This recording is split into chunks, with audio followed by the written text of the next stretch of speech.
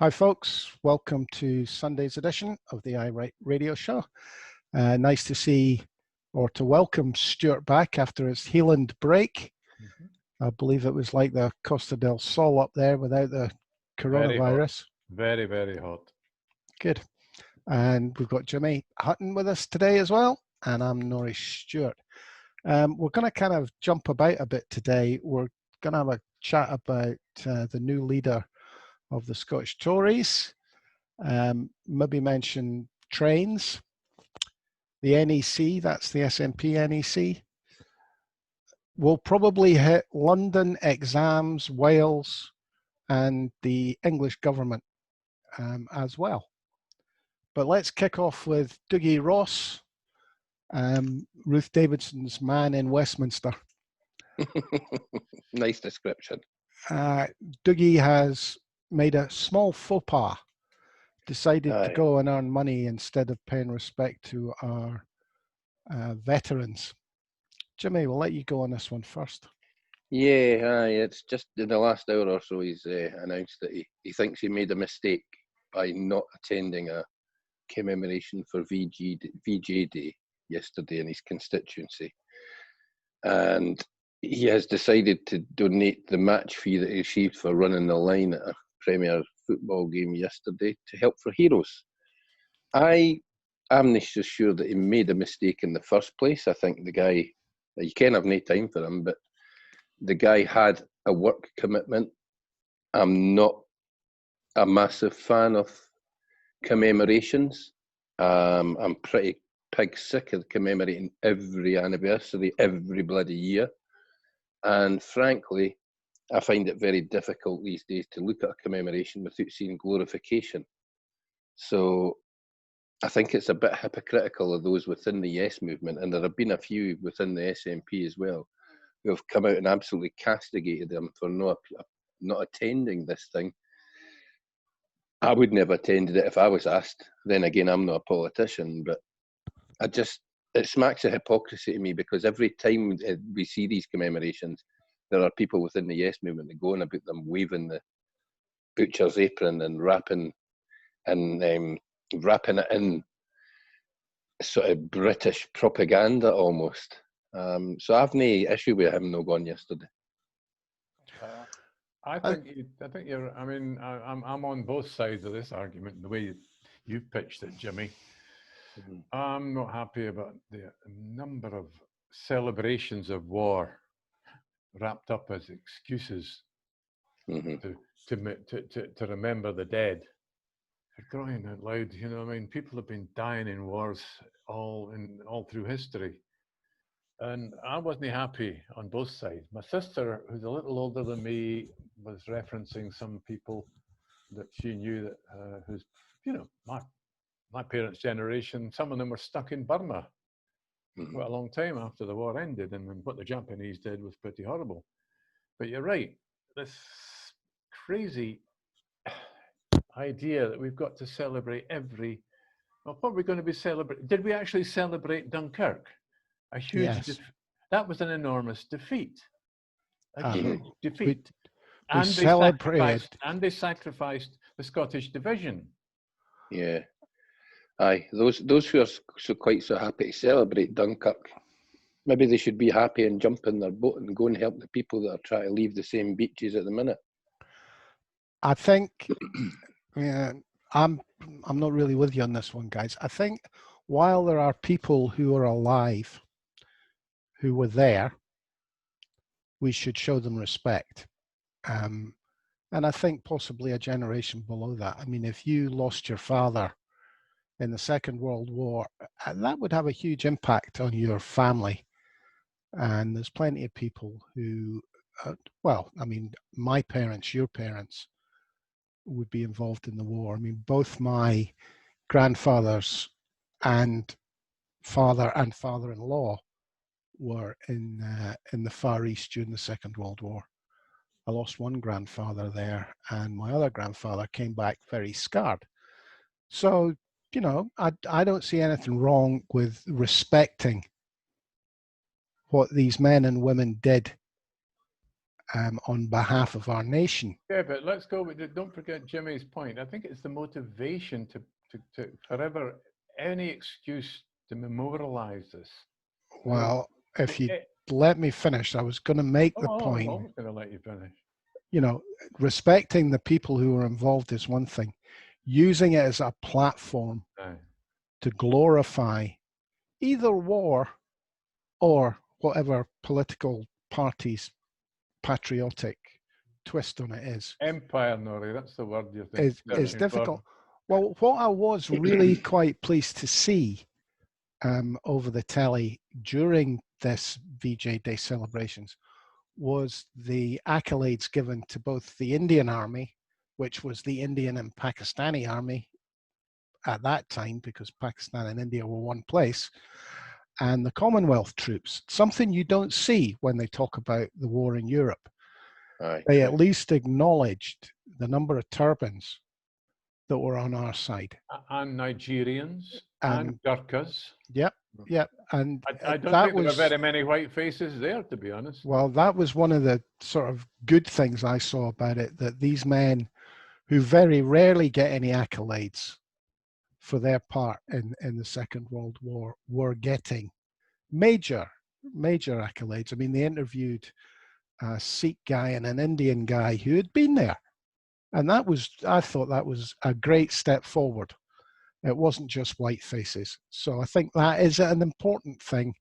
And I think VJ Day, these celebrations of these men,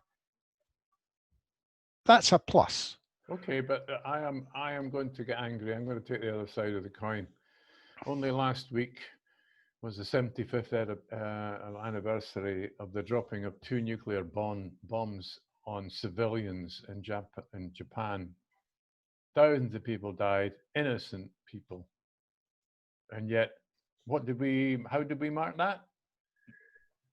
Aye, a few people lit candles in a church, and the BBC carried a news item lifted straight from Japanese TV. That was about it. Innocent people were murdered by the Americans, our allies, and that, of course, takes you all the way back to Dresden and the horrible bombings at the bomber command of the RAF. That's a very black and white view of it, Stuart. How many more Americans would have died if they hadn't dropped the bomb? Who knows? I mean, it's not a question that can be answered. There's such a thing as a blockade. Surrender anyway. Let's not go down there. The Japanese were always going to surrender, Norrie. The minute that Stalin declared war on them, they surrendered. Didn't need to drop the bombs. It was an experiment to see if they worked. And I think that is part of the bigger I agree argument. with Jimmy. I think that's part of the bigger argument, but it's a very complicated picture. Mm-hmm. I don't think it was justifiable. Don't get me wrong. No, I genuinely think the Yanks just wanted to check if they worked or not, because experimentations in a desert are never as good as doing it over a city, and they were never going to do it over one of their own cities, were they? So I was thinking about, because we started this on Douglas Ross, the new Tory leader. I have to keep repeating that because apparently nobody knows who he is. Which Tory party? The red one, the blue one, the American one, the British one, the Scottish one? The Scottish one, mate.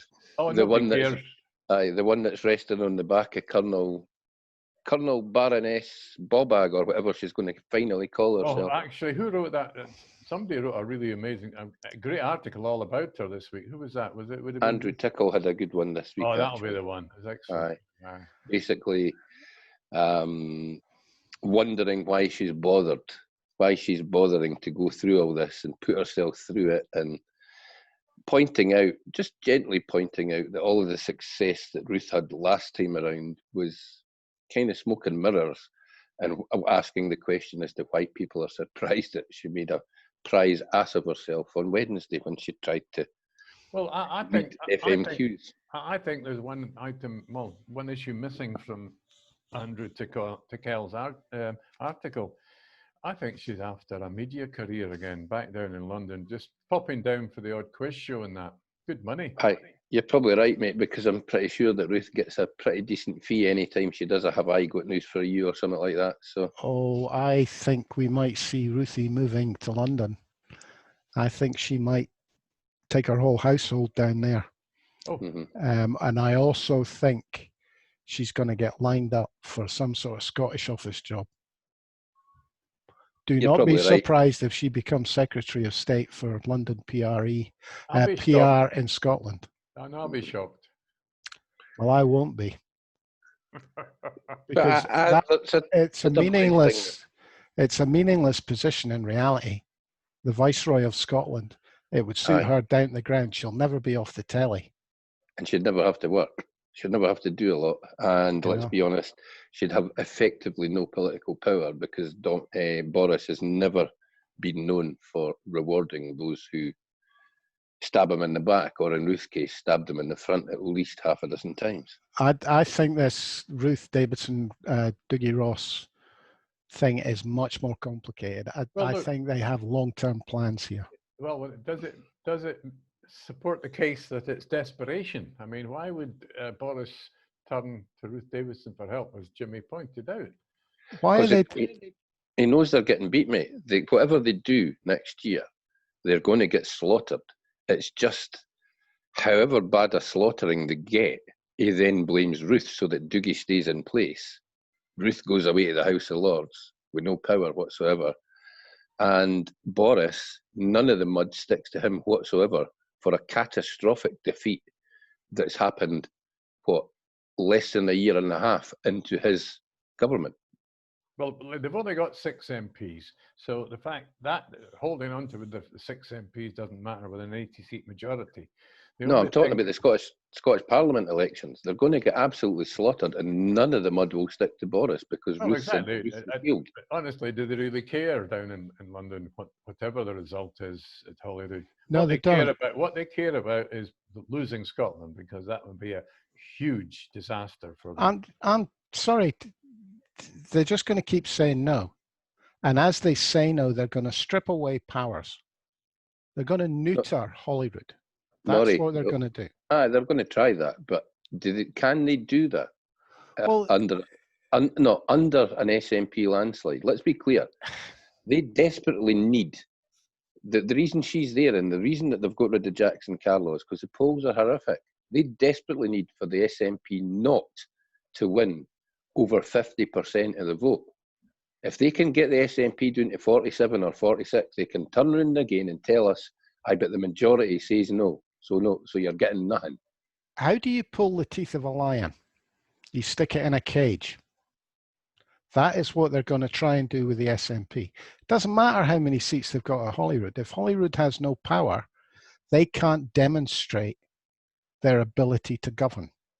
You're right, but they do have masses of power, mate, because frankly, they have all the power. The Scottish people are behind the Scottish Parliament. If you were to run a poll, which nobody's done, surprisingly, because the polling companies are all unionist, but if you were to run a poll saying, right now, which Parliament do you trust? You're going to get 90% of people saying, oh. Yeah, but Jimmy Stewart's already made the point. They've only got 6 seats. They don't need Scotland to govern the UK. But they need to hang on to Scotland as part of the Union. They need to keep Scotland within the Union. And they do that by denying the democratic right of the Scottish people. Well, that's the thing. Are they going to be allowed to continue to deny the democratic right of the Scottish people? Well, look at history, Jimmy. Yeah, they've done so for a very long time, 300 years. But it's up to us. It's up to the Yes movement to change that. Well, the only way we can change it is by getting a government in place, i.e. an SNP government that doesn't look like this SNP government and is prepared to declare UDI. I'm quite keen on us being able to mobilise a march on their new headquarters on New Street in Edinburgh. That's a crap place to end up, though. Why? The pubs around there are rotten. And there's not a lot of big spaces to stand around, are there? Open spaces, I mean.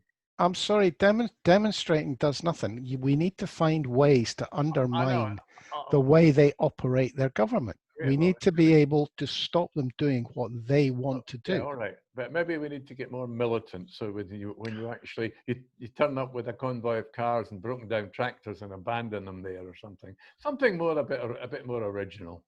Yeah, and then we get arrested. I think there's certainly an argument for tactical changes from the Yes movement, and if there is a more militant thing to appear, do we want to shut down Scotland? I'm No. not so sure. I would rather shut down England, if I'm honest. I'd rather shut down central London or central Manchester. Yeah, well, that was another argument I saw today, or yes, it was today, that there is a proposal we should try and bus 100,000 people down to London, but I don't see the point of that. I didn't see the Unless point. it's a football match. No, I think there's far more negatives than positives to be gained for that. But your thing about dumping cars, I would quite happily shut down the city of London. And would you probably take what? Half a dozen motors and strategic points to close down the city of London for a couple of hours in the morning. Because the security around the city, the security in that square mile is absolutely red hot. And if you dumped a couple of vans just in around major intersections and just walked away, that would shut down the entire place. Or moving it on, dare I suggest we use trains instead? Oh, can we use 40-year-old gens? A good idea. Which I think it was Jimmy that pointed out that we're using. No, it's me that's went down that road. Okay, have a bite. Let's have a go at this. The trains business. Now, that train that crashed earlier this week at Stonehaven, I suspect it was 45 years old.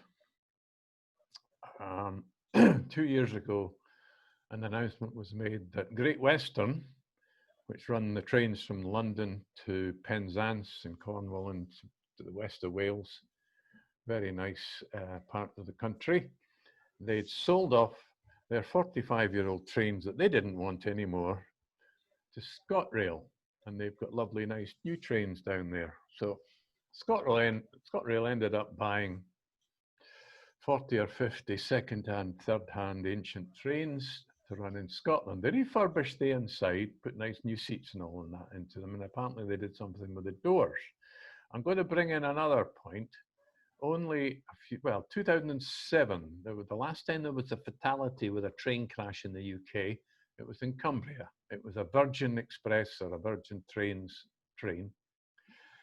Only one person died. It was an old lady. The reason they gave for, given it came off the rails as badly as that one at Stonehaven, but at high speed. Well, no guarantee that the one at Stonehaven came off at high speed.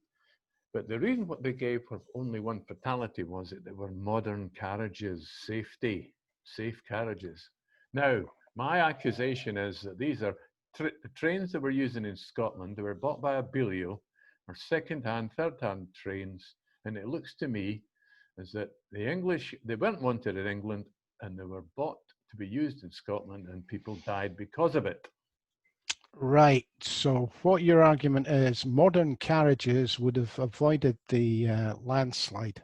No. They had they had a points failure in Cumbria.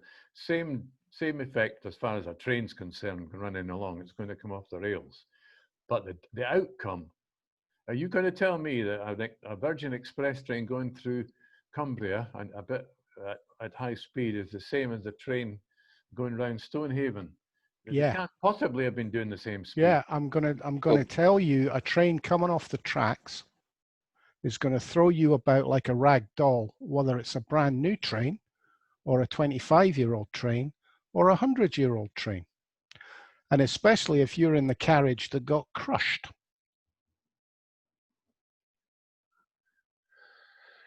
I'd just generally point out that ScotRail didn't have the money to go and invest in the way that Virgin do.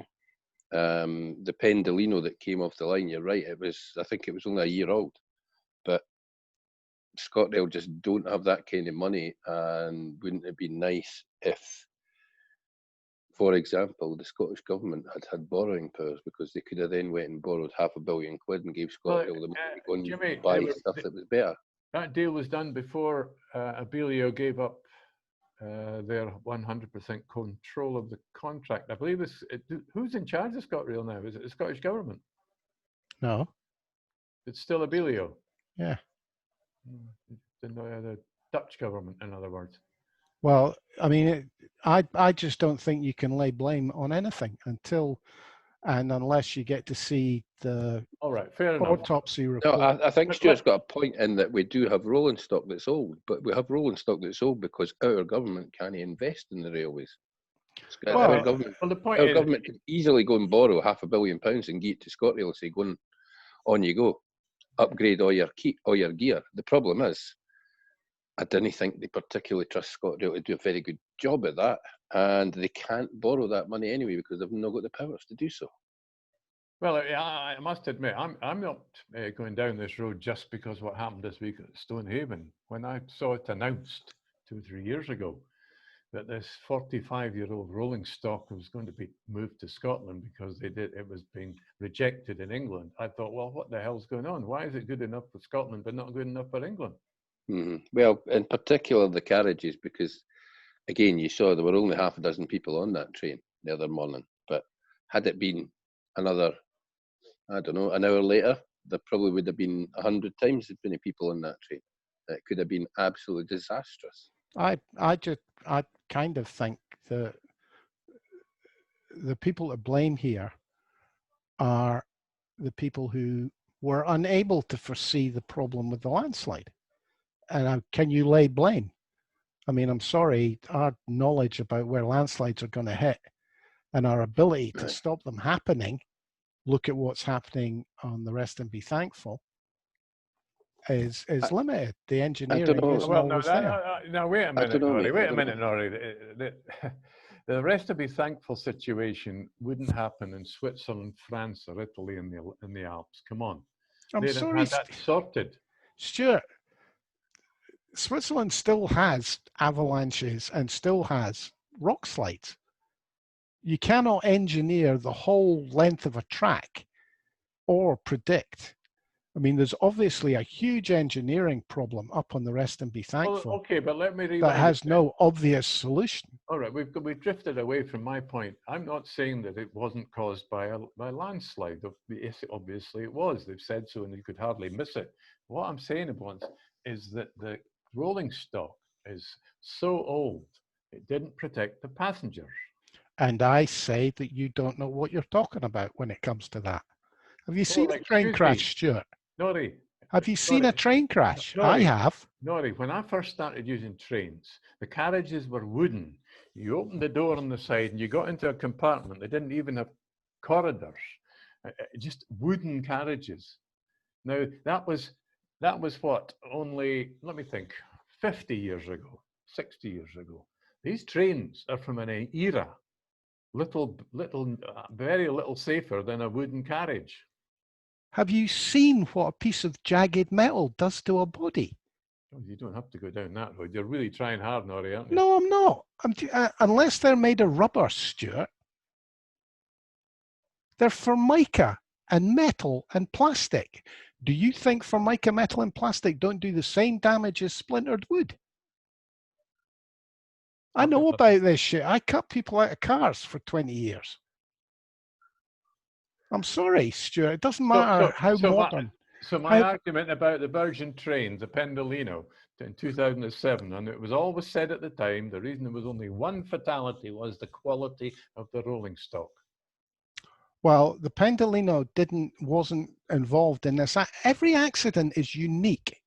Every car accident, every time somebody comes off a bike is totally unique, and we simply do not have enough information to blame the age of the rolling stock. That's absolutely fair, but I Yeah, still would getting on those trains. That one last week was particularly horrific when you seen the aerial footage of how the carriages had ended up with one down the hill and one underneath another.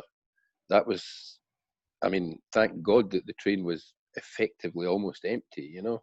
And fire. That was particularly horrific when you seen. I've no idea how it ended up like that. I sat and looked at a picture for about 5 minutes and I have no idea how they ended up like that. And there was fire involved as well. You know, I mean, it's a different. You can't compare them; they're different. So you're quite happy. You're quite happy that reject trains from England were put on, refurbished with new seats and all the rest of it, and running on Scotland's railway. I would rather they were brand new trains every week, Stuart, obviously. But They were what they were. There is no justification for blaming them until we see proof of it. Oh, that's fair. You know, It'd be interesting to see if there's an upgrade on the rolling stock, though, because the actual engines, the traction units, when they went for that deal and they refurbished the engines are still great bits of kit. They're fabulous bits of engineering, but perhaps they will modernise the carriages in the back end in the end of this. But as Nori says, have you stood on a platform and watched one of those HS125 trains rolling up? And they go like this, zoom. They're not quite corrugated, but the sides are like da, da, da, da. Compared to a modern train, which is smooth, like an airplane or a car or a lorry. But these trains, they're ridiculous. I've got to be honest with you, mate, I seldom use the train, so I'm not that fast. well, I spent quite a lot of time at Waverley Station, and I can't say as I ever felt unsafe in any of the trains. I mean, Still, things happen.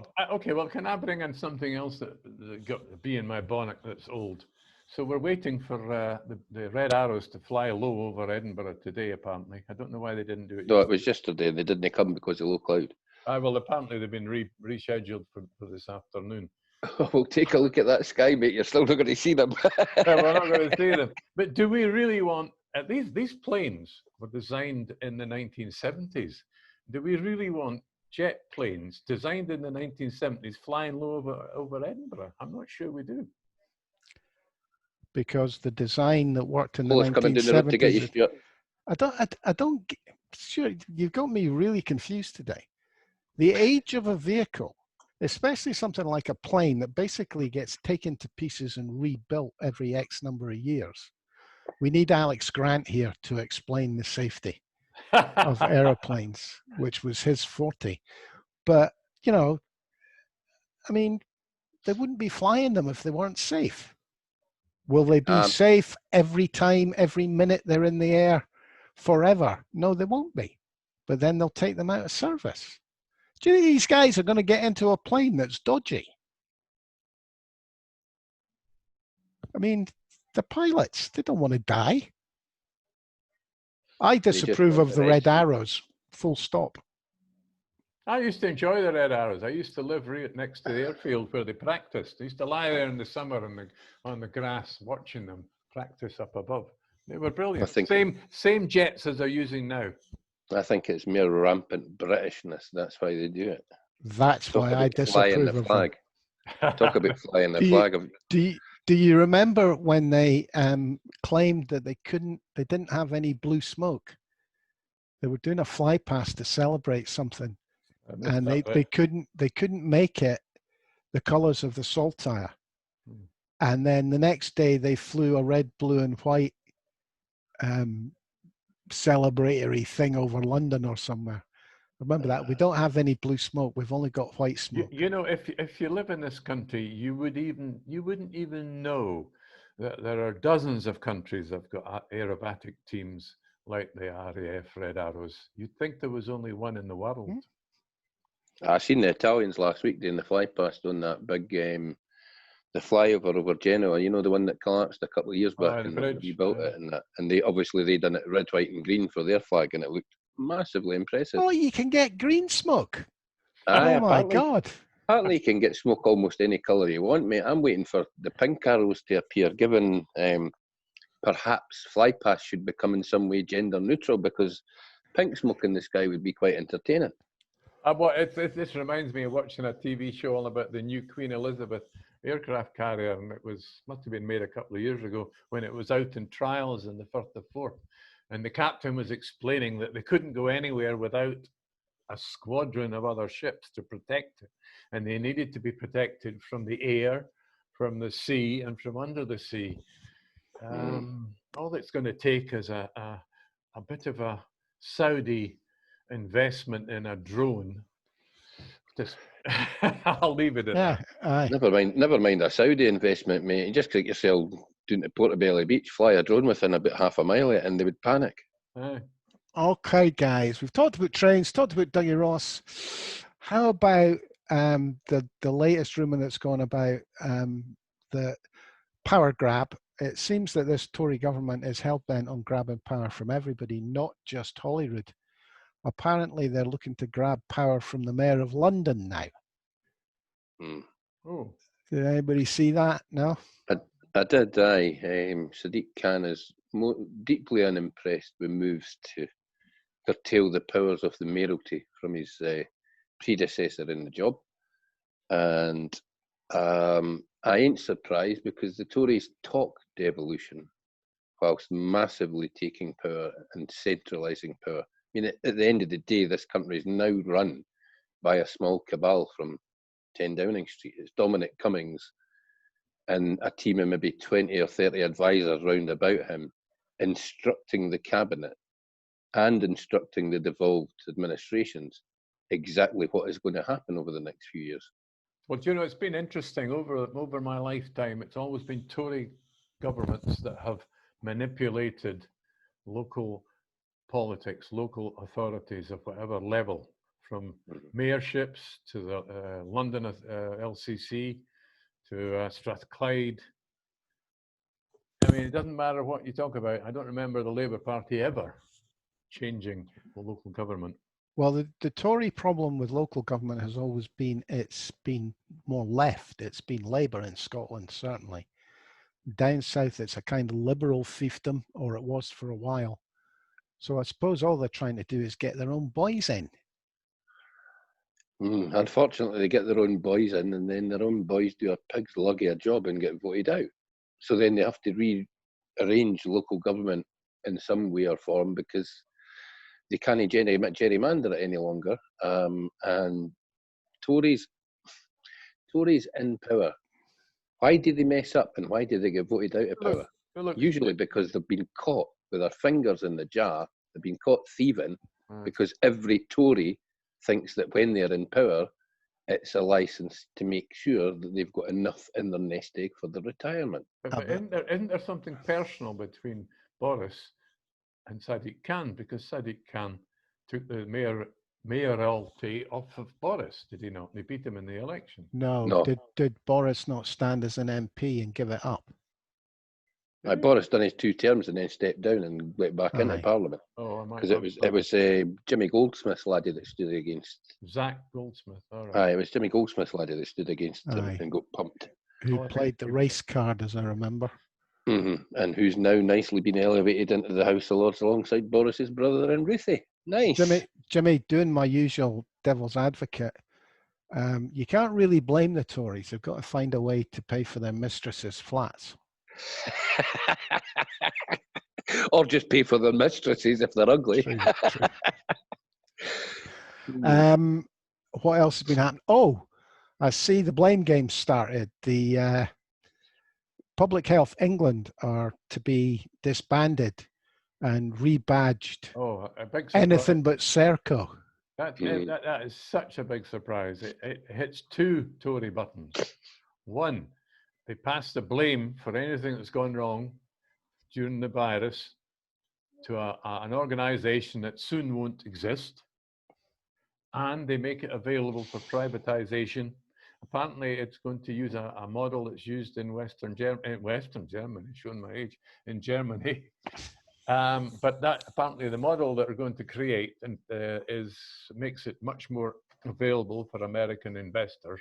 And of course, who have they put in charge? They put in charge Dildo Grayling. I know she's not properly called Grayling, it's Harding, but she's taken over from Grayling as the fall guy. So what do you call a fall woman? Well, we actually call our women friends guys as well, don't we? Yeah, guys, we do. So she's Dildo Grayling is the new fall guy. Aye, she's just missing an L for her first name. She's a disaster. She put talk almost into administration. She's absolutely made a pig's lug of anything she's done. Her husband has got links to it. He's lined up with the American. He sits on the board of a think tank that wants the NHS to be paid for by insurance. Okay, that's the official reason. That I suppose you could attach that label to almost anybody in today's Conservative Party and Brexit Party. They all kind of want you to have insurance to be unhealthy, which is, you'd almost think they had shares in insurance companies or something. Have you noticed that the right-wing press south of the border has started complaining about the NHS test and trace paying off 6,000 people when it was in fact Serco that Yes. paid them off? So Mhm. they're not even calling it what it is. They've decided that it's a national health fuck-up Well, rather than a that was the thing, Serco. though. I mean, Serco were allowed by Westminster to attach that label, NHS test and trace. They're nothing to do with the NHS.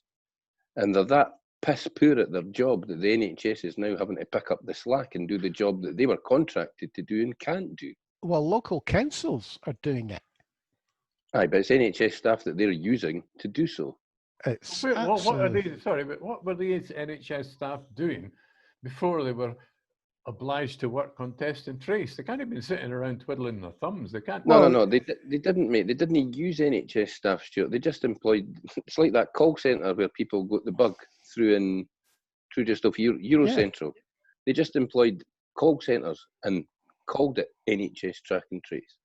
That's what that call centre was doing. It was doing track and trace. That was funny, that wasn't it? Sorry, you shouldn't laugh. Well, but they became an outbreak hotspot, didn't they? Yep. Yes. Can we move on to the exam debacle, both north and south of the border? I find this fascinating because the Tories are in a really difficult position. The obvious fix for this is to do what Scotland did. It's to do what Swinney had to climb down, U-turn, flip over, flip-flop, whatever you want to say, and simply use the teachers' recommendations for the results. But they can't do that.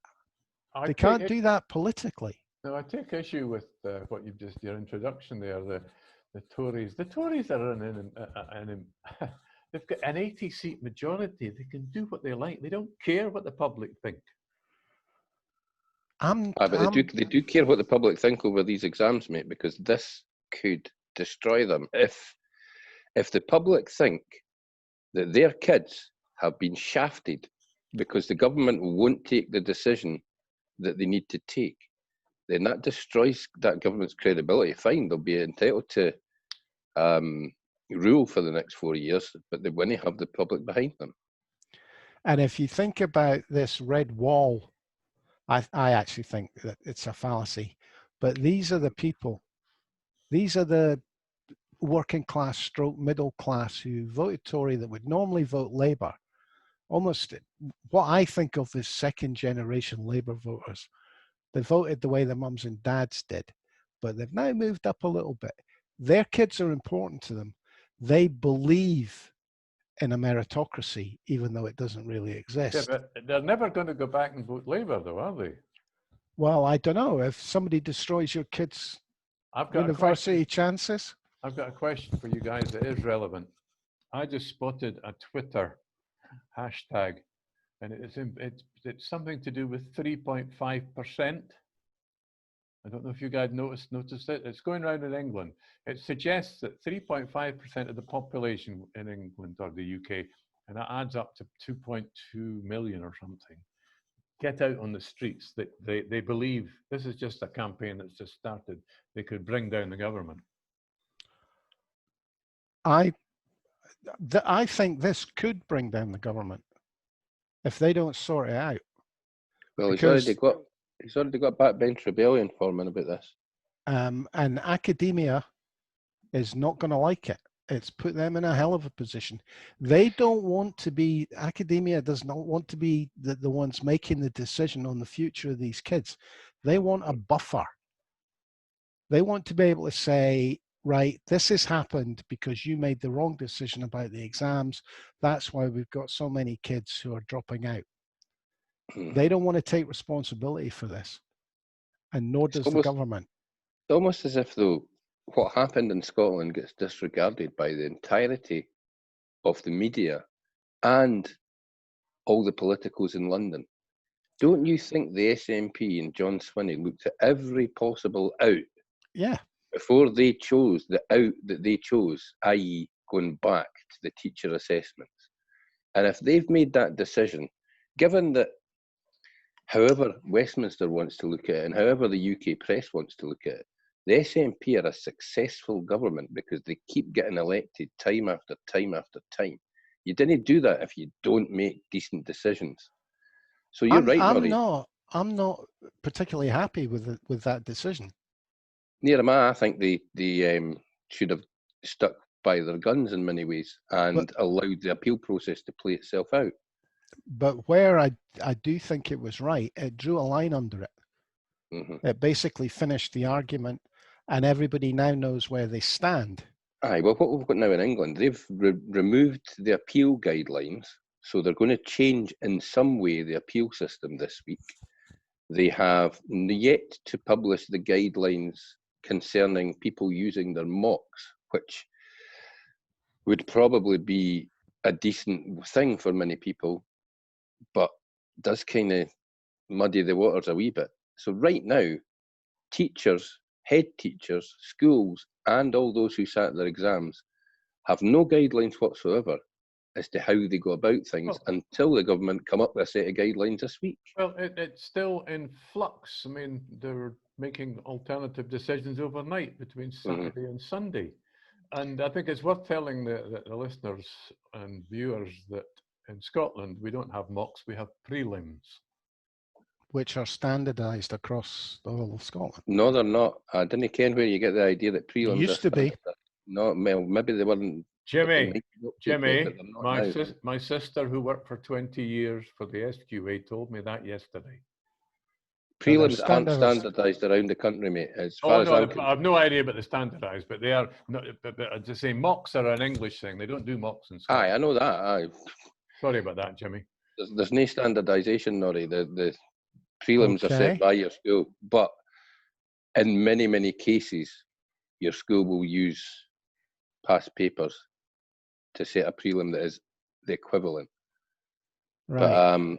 But I don't know what England they're going to do. I've said that before. I apologise for misinforming. Sorry about that, Jimmy. People. I thought you were. Neighbours, but I don't ken where England are going to fall on this. I think Gavin Williamson, he's on a sugary peg because he's already been sacked once, and frankly, he's making them look extraordinarily bad. And given the heads up that they had by what happened in Scotland, he's handled this pretty poorly, and it looks like Dominic and his team are going to have to step in and make a decision here. And I'm not so sure that decision will end up in furthering Gavin Williamson's career. I think they'll make the decision, let him stay in place for a couple of weeks to take the flak, and then he'll get kicked to the door. I feel quite sorry for the Tories. Because while they can't, they must be sitting scratching their head and cursing the SNP. Because they've got to make the same decision as the SNP had, and like you say, that was the simplest decision to draw a line under everything. Was simply to say, we'll take the teachers' recommendations, finish, boom. And you kind of passed the problem, which was my problem with that decision.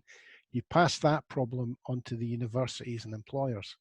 Well, Norrie, they've got to fund extra places if necessary at the universities. There's also the thing that it absolutely undermines the arguments of any opposition party. I mean, as soon as the SNP took that decision, and all right, you've got Labour and Tories banging on about what a horse's butt John Swinney's been, and their problem is the moment that decision was taken, every single pupil that you saw on TV was happy with that decision. Almost all the professionals, head teachers and teachers, they were happy with that decision. So it then becomes an argument between politicians, and at the end of the day, the public aren't interested in what the politicians are arguing about. They're interested in what results their kids are getting and whether they're getting into uni or college. The point I'm kind of labouring here, though, is that because Swinney made that decision, it means Labour can't really ask for it, although some Labour MPs have asked for exactly the same decision. and the Tories will find it politically difficult. Okay, well, look, if the Tories can use a virus pandemic to hand out, to sort out their plans, ideological plans about health service and sell it off, etc. Surely the SNP could sort out their attainment gap by clever manipulation of what's happened here with the exam. They have done. Well, effectively, the They attainment have gap done. disappeared this year now. There's no attainment gap at all. Certainly not this year. Everybody got stunningly wonderful results, and when it all comes back next year, the SNP will have won another election, so they'll have another 5 years to try and sort out their attainment gap. I'll tell you, the smart move here is to turn around and say the attainment gap is a false gap. It's generated by the fact we sit exams, and disadvantaged children have a disadvantage in the exam system. Look, Let's make it 50-50. No. It's simple, really. If you pay £20,000 a year for your child to go to a posh school and they don't cheat on the exams to get your child into university, you want your money back. They didn't need to cheat on the exams, mate. Posh kids get into universities because they go to posh schools every year. The amount of unconditional offers that are handed out, you go and take a drill down into the figures. The posh kids automatically get to university because of the schools. Yeah, but think about the pressure. Think about the pressure on the schools. Think about the pressures on the schools. They're going to work the system, because without getting results, they're not going to collect the money from the Well, they can't work the system, Stuart. They've not got access to the exams, so they can't teach to an exam. Oh, you're trying to tell me that rich posh schools don't work the system better than public schools? No, rich posh schools use a different system. I mean, they teach in a different way. They teach smaller classes. They do one-to-one teaching. They have all those advantages. Plus, when a rich kid goes home, there's books, there's help at home that isn't available to poor kids. That's the advantage. If a rich kid is thick, then the school can help them by pointing out to the rich kid's parents that your bairn's thick, get them a tutor and get them every possible advantage that you can from the money you have in your pocket. Well, all I'm saying is every possible advantage includes working the system when it comes to appeals, for example. Yeah. It used to be that ordinary schools and state schools in Scotland, very few appeals were put in on the results of exams, because you had to pay to get to appeal, whereas all the private schools, they paid for all their money to appeal. Money buys you access. That's all I'm saying. Look, guys, we're getting very near our time limit here. Aye. Anybody got a quickie? And I mean a quickie. No? Okay. Well, Merry Sunday, everybody. Thanks for listening. Thanks for joining us. Stuart Lockhead, Jimmy Hutton. I'm Norris Stewart. Sunday. Merry Sunday.